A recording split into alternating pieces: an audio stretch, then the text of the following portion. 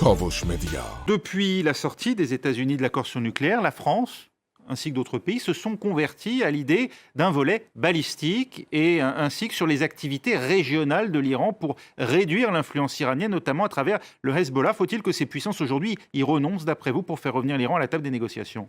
Je pense que dans la situation actuelle, il faut quand même comprendre la perception de l'Iran. Ils ont signé cet accord.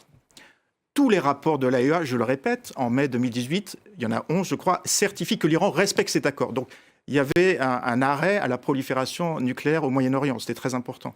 Donc, du côté iranien, le fait que les États-Unis sortent de cet accord alors que l'Iran le respectait, il y a eu un coup énorme à la confiance vis-à-vis des États-Unis, à tel point que du côté de l'Iran, croyez-moi, ils vont demander des garanties à la levée des sanctions, que ces levées des sanctions ne puissent pas être mises en place dans 1 ou 2 ans. Donc, pour répondre à votre question, je pense que cette idée d'avoir un nouvel accord sur le nucléaire, alors que les Européens et les Américains n'ont même pas respecté leurs paroles pour l'accord 2015, et en plus forcer l'Iran à négocier sur son programme balistique et sur sa politique régionale de l'Iran, qui sont vues en Iran comme des questions stratégiques, je pense que c'est impossible actuellement. Par contre, droit international quand même, cet accord de 2015, il a été validé par une résolution des Nations Unies. Les États-Unis, je le répète, en sortent sans raison.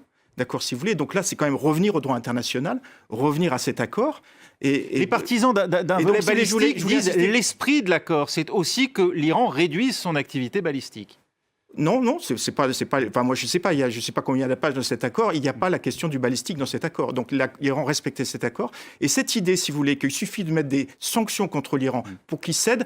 Je rappelle, si l'Iran reprend les négociations en 2013 avec l'Iran, c'est que Barack Obama, lors des négociations secrètes avec l'Iran, reconnaît à l'Iran le droit d'enrichir l'uranium. Donc cette idée qu'il suffit d'empiler les sanctions contre l'Iran et ils vont céder, si vous voulez, c'est une erreur. Et je pense qu'on risque au contraire, on l'a vu quand il y a eu l'assassinat du général Soleimani, je pense que ça nous conduit plutôt vers un affrontement et la guerre au Moyen-Orient. Donc آنچه در مورد ما میگویند